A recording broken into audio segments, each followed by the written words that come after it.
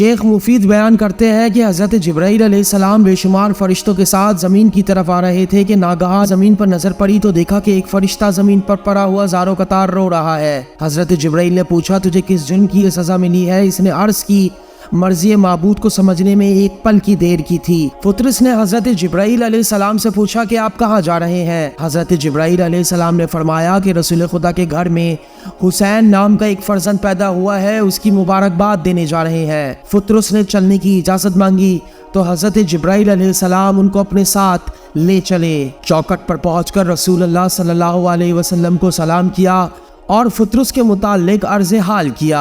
Server कायनात ने फरमाया कि फुतरस के जिस्म को हुसैन के बदन से मस कर दो, शिफा हो जाएगी।